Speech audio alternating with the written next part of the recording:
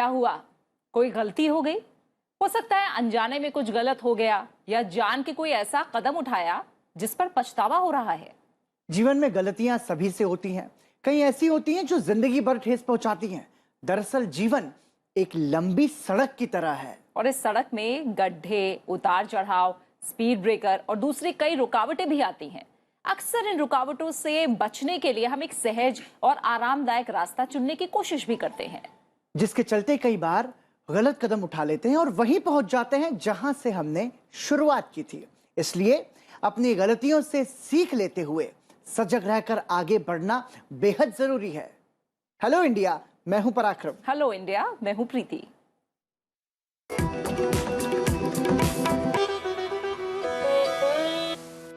और आइए अब सबसे पहले नजर डालते हैं राष्ट्रीय सुर्खियों पर।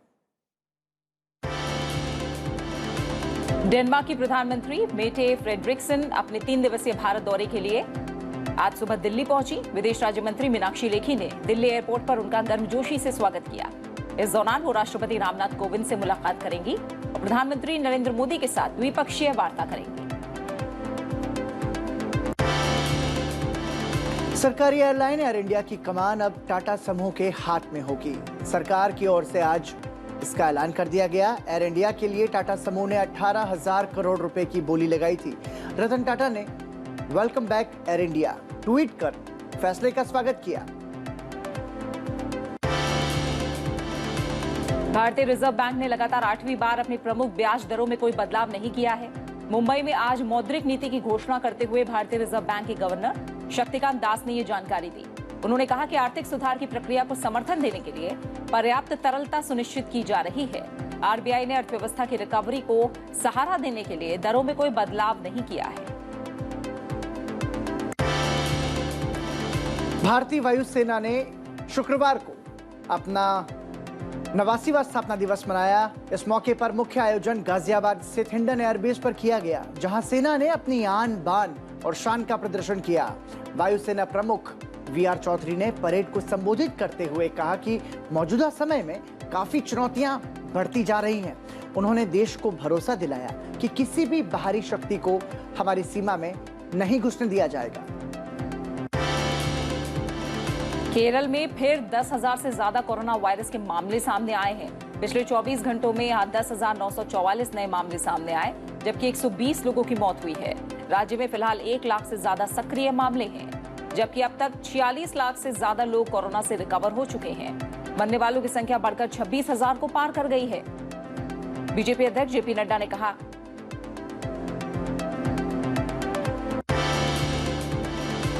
बीजेपी अध्यक्ष जेपी नड्डा ने कहा कि उत्तर प्रदेश में लखीमपुर खीरी हिंसा की पेशेवर और वैज्ञानिक जांच की जाएगी और इस घटना में शामिल लोगों के खिलाफ कार्रवाई की जाएगी, क्योंकि कोई भी कानून से ऊपर नहीं है। जेपी नड्डा ने कहा कि हिंसा की घटना को चुनाव के नजरिए से नहीं बल्कि मानवता के नजरिए से देखा जाना चाहिए।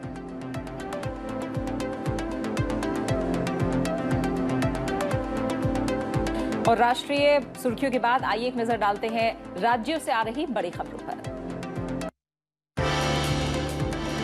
केंद्रीय गृह मंत्री अमित शाह ने गांधीनगर में महिला स्वयं सहायता समूह के आर्थिक उत्थान के लिए गांधीनगर रेलवे स्टेशन पर चाय स्टॉल का लोकार्पण किया और उनके साथ चर्चा भी की। इससे पहले उन्होंने कुम्हार महिलाओं को मुफ्त इलेक्ट्रिक चाक वितरित किया था। नागरिक उड्डयन मंत्री ज्योतिरादित्य सिंधिया ने देहरादून में जॉली ग्रांट हवाई अड्डे पर हेलीकॉप्टर सेवाओं की शुरुआत की। इन सेवाओं के शुरू होने से पर्वतीय राज्य में पर्यटन को बढ़ावा मिलेगा। साथ ही सिंधिया ड्रोन प्रौद्योगिकी पर एक विचार गोष्ठी में भी शामिल हुए, जिसमें विभिन्न प्रकार के ड्रोन विमानों की प्रदर्शनियां लगाई गई। केंद्रीय मंत्री पुरुषोत्तम रुपाला ने उत्तर प्रदेश के गढ़मुक्तेश्वर में नेशनल रिवर रैंचिंग कार्यक्रम का शुभारंभ किया। इस मौके पर उन्होंने गंगा नदी में 60,000 मछलियों को छोड़ा। इसके तहत 5 राज्यों में कार्यक्रमों का आयोजन किया गया। तेलंगाना विधानसभा ने सर्वसम्मति से एक प्रस्ताव पारित किया, जिसमें केंद्र से देश में पिछड़ा वर्ग समुदाय की जाति के आधार पर जनगणना करने की मांग की गई। प्रदेश के मुख्यमंत्री के चंद्रशेखर राव ने कहा कि इससे सरकार को कल्याणकारी कार्यक्रमों की योजना बनाने में मदद मिलेगी। Indian railway catering and tourism corporation यानी IRCTC ने मध्य प्रदेश से भारत दर्शन टूरिस्ट ट्रेन की शुरुआत की है। इसका मकसद देश में धार्मिक पर्यटन को बढ़ावा देना है। भारत दर्शन भारतीय रेलवे और केंद्रीय पर्यटन व संस्कृति मंत्रालय की एक संयुक्त योजना है।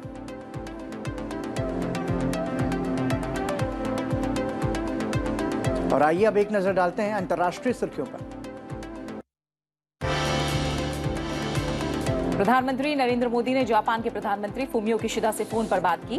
उन्होंने जापान के नए प्रधानमंत्री के रूप में कार्यभार संभालने के लिए फुमियो किशिदा को बधाई दी। प्रधानमंत्री ने ट्वीट करके इसकी जानकारी भी दी। उन्होंने कहा कि भारत जापान विशेष रणनीतिक और वैश्विक साझेदारी को वो और मजबूत करने और भारत प्रशांत क्षेत्र में सहयोग बढ़ाने के लिए जापान के नए प्रधानमंत्री के साथ काम करने के लिए उत्सुक हैं। रोम में G20 देशों की संसदों के अध्यक्षों के शिखर सम्मेलन में लोकसभा अध्यक्ष ओम बिरला ने कई देशों के अपने समकक्षों के साथ मुलाकात की। इन देशों के साथ द्विपक्षीय बैठकों में लोकसभा अध्यक्ष ने अंतर्राष्ट्रीय मंचों पर लोकतांत्रिक संस्थाओं को और मजबूत बनाने के लिए एक दूसरे की संसद के बीच आपसी सहयोग बढ़ाने पर बल दिया। अभिव्यक्ति की स्वतंत्रता की रक्षा के लिए फिलीपींस की पत्रकार मारिया रेसा और रूस के दिमित्री मुरातोव को शांति का नोबेल पुरस्कार दिया गया है। अभिव्यक्ति की आजादी किसी लोकतंत्र के लिए एक महत्वपूर्ण पूर्व शर्त है। नोबेल कमेटी ने दोनों के प्रयासों की सराहना की है। दिमित्री मुरातोव रूस में अभिव्यक्ति की आजादी की आवाज को बुलंद किए हुए हैं। इस साल साहित्य का नोबेल पुरस्कार तंजानिया के उपन्यासकार अब्दुल रज़ाक गुरनाह को देने की घोषणा की गई है। अब्दुल रज़ाक को उपनिवेशवाद के प्रभावों और संस्कृतियों और महाद्वीपों के बीच शरणार्थियों की स्थिति के करुणामय चित्रण पर सम्मानित किया गया है। उनके उपन्यासों में शरणार्थियों का मार्मिक वर्णन मिलता है। अफगानिस्तान के कुंदूज प्रांत में एक मस्जिद को निशाना बनाकर हुए आत्मघाती हमले में 100 से ज्यादा लोगों के मारे जाने की खबर है। अब तक किसी भी आतंकी संगठन ने इस हमले की जिम्मेदारी नहीं ली है। यह हमला उस समय हुआ जब शिया समुदाय के लोग अपनी मस्जिद में जुमे की नमाज पढ़ रहे थे। हाल के दिनों में अफगानिस्तान में कई हमले हुए हैं।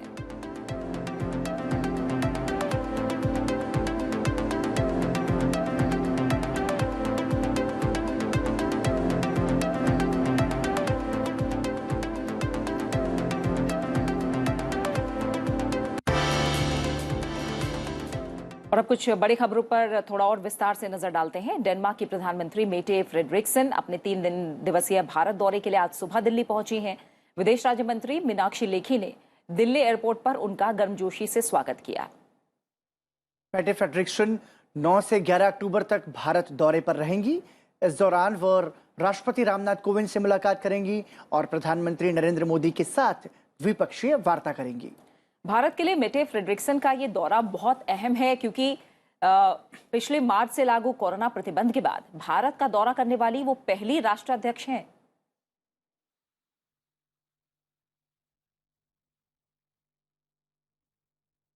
प्रधानमंत्री नरेंद्र मोदी ने जापान के प्रधानमंत्री फुमियो किशिदा से फोन पर बात की। उन्होंने जापान के नए प्रधानमंत्री के रूप में कार्यभार संभालने के लिए फुमियो किशिदा को बधाई दी।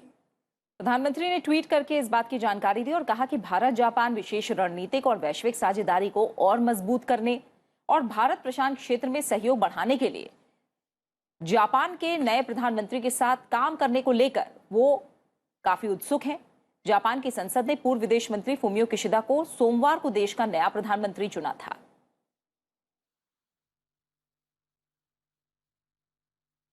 सरकारी एयरलाइन एयर इंडिया की कमान अब टाटा समूह के हाथ में होगी। सरकार की ओर से इसका ऐलान कर दिया गया है। एयर इंडिया के लिए टाटा समूह ने 18,000 करोड़ रुपए की बोली लगाई थी। रतन टाटा ने welcome back air India tweet करके फैसले का स्वागत किया। टाटा ग्रुप ने सरकारी एयरलाइन कंपनी एयर इंडिया के विनिवेश की बोली जीत ली है। टाटा सन्स की टैलेस प्राइवेट लिमिटेड ने 18,000 करोड़ रुपए की बोली लगाई है, जबकि स्पाइस जेट के अजय सिंह ने 15,000 करोड़ रुपए की बोली लगाई है। सरकार ने एयर इंडिया के लिए मिनिमम रिजर्व प्राइस 12,906 करोड़ रुपए रखा था। Air India specific alternative mechanism panel ने एयर इंडिया के फाइनेंशियल विनिवेश पर फैसला लिया है। Tata Sons Private Limited, their SPV, Thales Private Limited, is the winning bidder at 18,000 crore. The transaction does not include non-core assets, including land and building, valued at 14,718 crore. These are not being part of the transaction. Tata group 15,300 crore रुपए से air India के कर्ज को चुकाएगी और बकाया 2,700 करोड़ रुपए सरकार को देगी। 31 अगस्त 2021 तक एयर इंडिया पर कुल कर्ज 61,562 करोड़ रुपए है। टाटा सन्स एयर इंडिया में सरकार की 100% हिस्सेदारी के बदले 15,000 करोड़ कर्ज का वहन करेगी। इसके बाद एयरलाइन पर कुल कर्ज 42,262 करोड़ का रह जाएगा। यह कर्ज AIAHL को ट्रांसफर कर दिया जाएगा। विनिवेश की प्रक्रिया इस साल दिसंबर तक होने की उम्मीद है। A letter of intent will be issued and SPA will be signed with successful bidder. Conditions precedent will be completed by long stop date. Financial statements on long stop date will be prepared and agreed with the successful bidder as per the share purchase agreement already agreed upon. And transaction is expected to close by the end of December 2021. 2009-2010 से सरकार ने air India को 1.10 लाख करोड़ रुपए से ज्यादा का वित्तीय समर्थन दिया है, लेकिन कंपनी लगातार कर्ज में डूबती गई। इसलिए सरकार ने इसे बेचने का फैसला किया। एयर इंडिया के विनिवेश की प्रक्रिया मार्च 2020 में शुरू हुई थी। टैलेस टाटा सन्स की कंपनी ने जो ये बिड जीता है, बहुत बड़ी एक देश की जिम्मेदारी भी आज उन पर है। मैं उनको शुभकामनाएं भी देना चाहता हूं। टाटा समूह के चेयरमैन रतन टाटा ने फैसले का स्वागत किया है। एयर इंडिया को टाटा समूह ने ही शुरू किया था और अब 68 साल बाद एक बार फिर एयर इंडिया टाटा समूह की झोली में आ गया है। ब्यूरो रिपोर्ट, संसद टीवी। भारतीय रिजर्व बैंक ने लगातार 8वीं बार अपनी प्रमुख ब्याज दरों में कोई बदलाव नहीं किया है। शुक्रवार को मुंबई में मौद्रिक नीति की घोषणा करते हुए भारतीय रिजर्व बैंक के गवर्नर शक्तिकांत दास ने यह जानकारी दी। उन्होंने कहा कि आर्थिक सुधार की प्रक्रिया को समर्थन देने के लिए पर्याप्त तरलता सुनिश्चित की जा रही है। आरबीआई ने अर्थव्यवस्था की रिकवरी को सहारा देने के लिए दरों में कोई बदलाव नहीं किया है। रेपो रेट 4% और रिवर्स रेपो रेट 3.35% पहले की तरह ही बनी रहेगी। रेपो रेट वो दर होती है जिस पर आरबीआई बैंकों को अल्पकालिक उधार देता है। भारतीय रिजर्व बैंक ने वित्त वर्ष 2021-22 के लिए सकल घरेलू उत्पाद की वृद्धि दर को 9.5% पर कायम रखा है। केंद्रीय बैंक के मुताबिक चालू वित्त वर्ष में महंगाई दर 5.3% रह सकती है। The projection for real GDP growth is retained at 9.5% for the current year, that is 21-22. Taking into consideration all these factors, CPI inflation is projected at, for the current year, the CPI inflation is projected at 5.3%.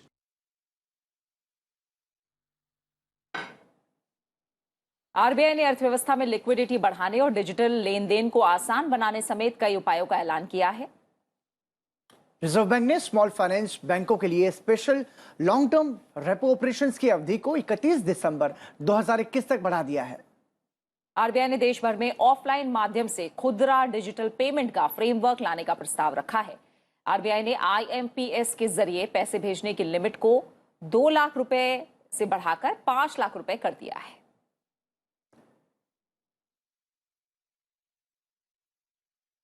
It is now proposed to introduce a framework for retail digital payments in offline mode across the country. In view of the importance of the IMPS system and for enhanced consumer convenience, it is proposed to increase the per transaction limit from rupees 2 lakh to rupees 5 lakhs. रोम में G20 देशों की संसदों के अध्यक्षों के शिखर सम्मेलन में लोकसभा अध्यक्ष ओम बिरला ने कई देशों के अपने समकक्षों के साथ मुलाकात की। इन देशों के साथ द्विपक्षीय बैठकों में लोकसभा अध्यक्ष ने अंतर्राष्ट्रीय मंचों पर लोकतांत्रिक संस्थाओं को और मजबूत बनाने के लिए एक दूसरे की संसद के बीच आपसी सहयोग बढ़ाने पर बल दिया। G20 देशों के संसदों के अध्यक्षों के 7वें शिखर सम्मेलन P20 में भाग लेने के साथ ही लोकसभा अध्यक्ष ओम बिरला ने जर्मन बुंदेसटैग के अध्यक्ष डॉक्टर रेना हैसेलहॉफ के साथ द्विपक्षीय वार्ता की।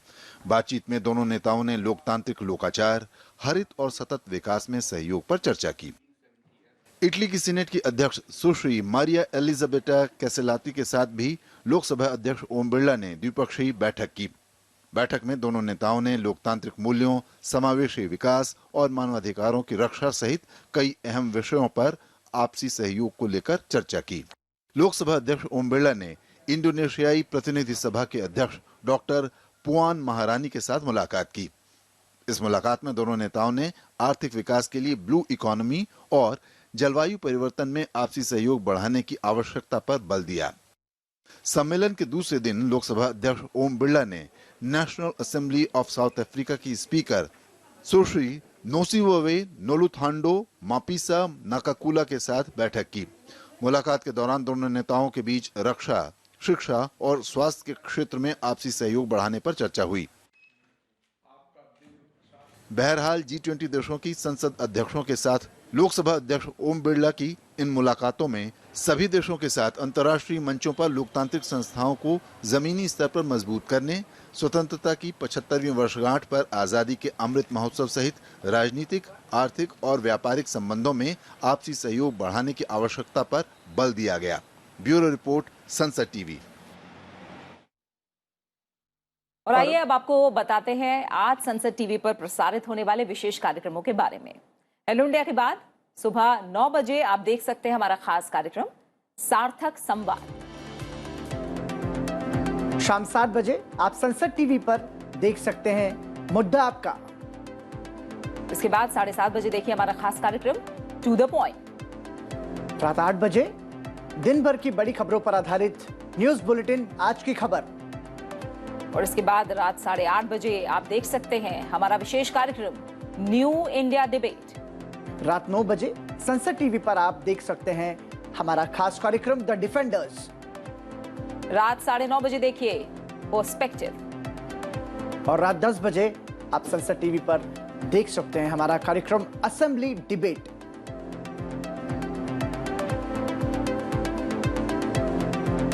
हेलो इंडिया में समय है एक छोटे से ब्रेक का। आप बने रहिए हमारे साथ।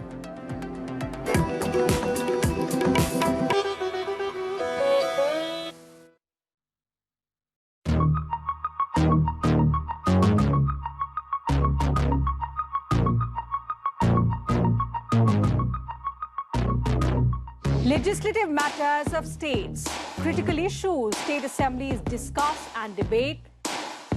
Significant legislations cleared by state legislatures. What is the relevance and the impact on people? Watch the assembly debates on Sansad TV.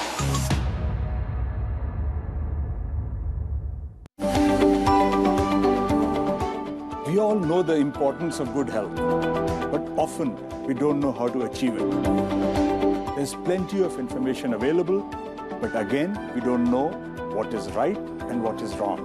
To know the truth and get your answers straight from some of India's top specialists, join me, Dr. Amrish Mittal, on Healthy India, only on Sansad TV.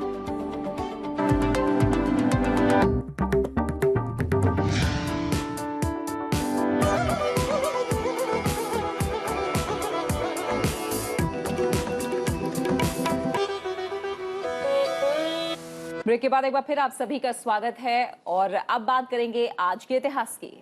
आइए आपको बताते हैं कि इतिहास के पन्नों में आज की तारीख में क्या कुछ खास घटनाएं दर्ज हैं। वर्ष 1969 में आज ही के दिन जापान के टोक्यो में यूनिवर्सल पोस्टल यूनियन कांग्रेस सम्मेलन संपन्न हुआ। इस दिन को विश्व डाक दिवस मनाने की घोषणा हुई। सभी देशों के बीच पत्रों के आवागमन और जनरल पोस्टल यूनियन के गठन हेतु स्विट्जरलैंड के बर्न में 22 देशों ने 1874 में एक संधि पर हस्ताक्षर किए। एक विश्व डाक प्रणाली के लिए यूनिवर्सल पोस्टल यूनियन की स्थापना की गई, जिससे विश्व भर में एक समान डाक व्यवस्था लागू हो सके। भारत पहला एशियाई राष्ट्र था जो इसका सदस्य बना। वर्ष 1949 में आज ही के दिन भारत के पहले गवर्नर जनरल सी राजगोपालाचारी ने आधुनिक प्रादेशिक सेना का उद्घाटन किया। इस सेना का उद्घाटन राजगोपालाचारी ने स्वतंत्रता प्रादेशिक सेना अधिनियम 1948 में पारित होने के बाद किया। प्रादेशिक सेना की इकाइयां 1962, 1965 और 1971 के सैन्य अभियानों में सक्रिय रूप से भाग ले चुकी हैं। वर्ष 1877 में आज ही के दिन गोपबंधु दास का जन्म ओडिशा में हुआ। वे एक सामाजिक कार्यकर्ता, स्वतंत्रता संग्राम सेनानी और साहित्यकार थे। अवकाश चिंता, बंधिर आत्मकथा और धर्मपद उनके द्वारा लिखे पुस्तकों में से प्रमुख हैं। उन्हें उत्कल मणि के नाम से भी जाना जाता है। ओडिशा में जब भी राष्ट्रीयता और स्वाधीनता संग्राम की बात होती है तो लोग गोपबंधु दास का नाम सर्वप्रथम लेते हैं। और इतिहास के बाद बात करते हैं न्यूज यू कैन यूज की, यानी एक ऐसी खबर जो आपसे जुड़ी हुई है और आप इसका लाभ ले सकते हैं। सरकार ने लक्ष्य रखा है कि साल 2022 तक देश के हर नागरिक के पास अपना घर होगा। पीएम आवास योजना के जरिए सरकार बेघर लोगों को घर बनाकर देती है। साथ ही उन लोगों को सब्सिडी भी देती है जो घर या फ्लैट खरीदने के लिए लोन लेते हैं। क्या है पीएम आवास योजना, किन लोगों को इसका फायदा मिलता है और कैसे आप इस योजना का लाभ उठा सकते हैं, आपको बताते हैं।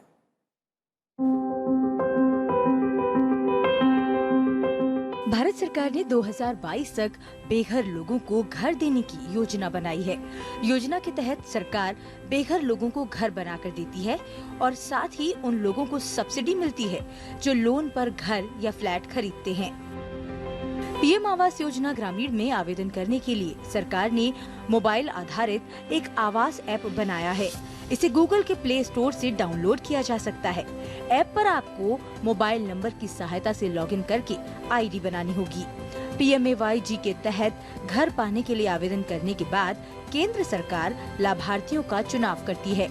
इसके बाद लाभार्थियों की फाइनल लिस्ट PMAY-G की वेबसाइट पर डाल दी जाती है। प्रधानमंत्री आवास योजना का लाभ पहले सिर्फ गरीब वर्ग के लिए था, लेकिन अब होम लोन की रकम बढ़ाकर शहरी इलाकों के गरीब और मध्यम वर्ग को भी योजना के दायरे में लाया गया है। EWS यानी निम्न आर्थिक वर्ग के लिए सालाना आमदनी 3 लाख रुपए तय है। LIG यानी कम आय वर्ग के लिए सालाना आमदनी 3 लाख से 6 लाख के बीच है। वहीं अब 12 से 18 लाख रुपए तक की सालाना आमदनी वाले लोग भी इस योजना का लाभ उठा सकते हैं। भारत सरकार ने साल 2015 में प्रधानमंत्री आवास योजना की शुरुआत की थी। योजना को 3 चरणों में बांटा गया है। योजना का पहला चरण जून 2015 में शुरू हुआ, जो मार्च 2017 में खत्म हो गया। दूसरा चरण अप्रैल 2017 से शुरू हुआ और मार्च 2019 में खत्म हो गया। तीसरा और आखिरी चरण अप्रैल 2019 में शुरू किया गया और मार्च 2022 तक खत्म हो जाएगा।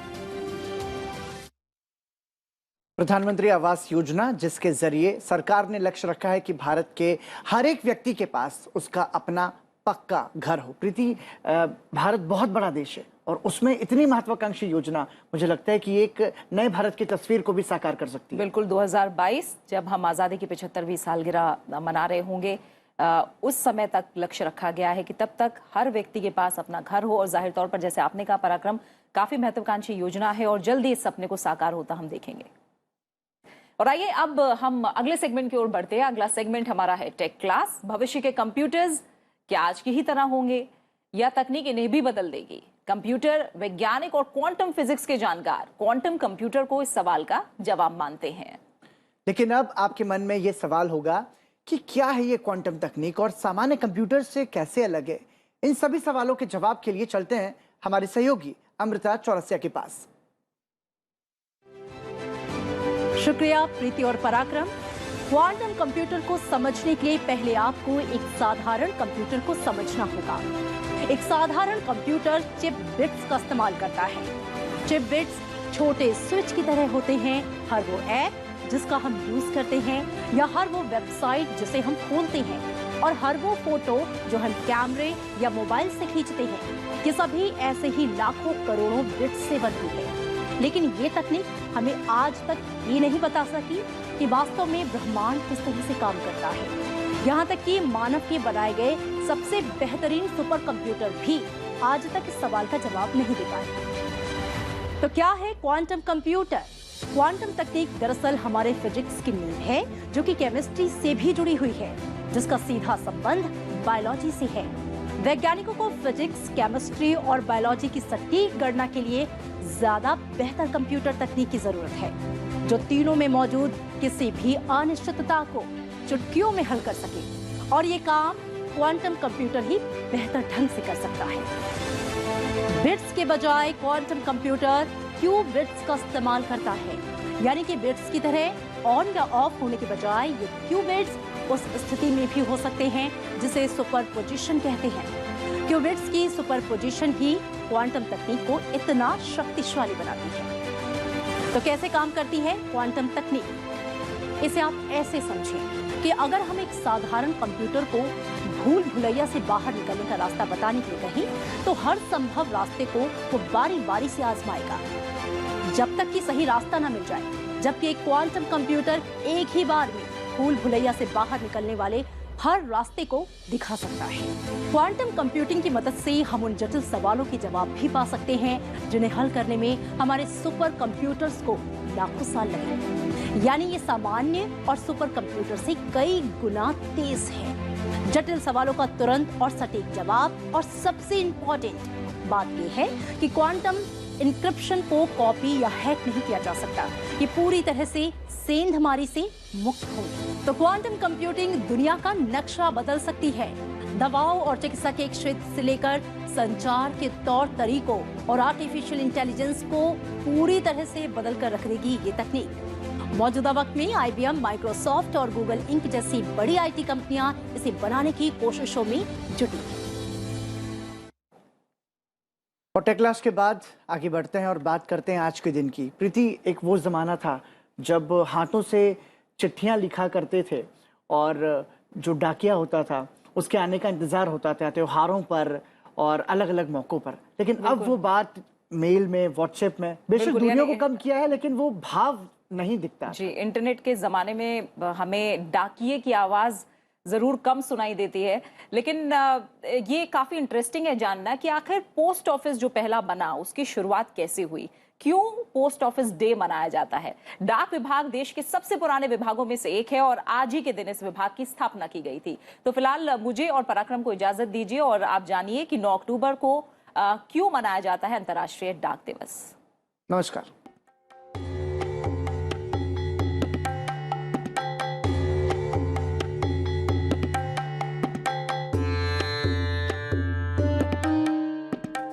डाक सेवा संचार की सबसे पुरानी विधि मानी जाती है। डाक विभाग देश के सबसे पुराने विभागों में से एक है। इसकी स्थापना ईस्ट इंडिया कंपनी के दौरान गवर्नर जनरल वॉरेन हेस्टिंग्स ने मार्च 1774 में की थी और स्वतंत्र भारत का पहला टिकट 21 नवंबर 1947 को जारी किया गया था। डाक पर पहली भारतीय महिला मीराबाई थीं। ये डाक टिकट 1 अक्टूबर 1952 को जारी किया गया और इसकी कीमत मात्र 2 आने थी। डाक विभाग देश के सामाजिक और आर्थिक विकास में बड़ी भूमिका निभाता है। हमें देश के तमाम भागों के साथ दुनिया से भी जोड़ता है और इसकी महत्ता को इंगित करता है अंतर्राष्ट्रीय डाक दिवस, जो 9 अक्टूबर को मनाया जाता है।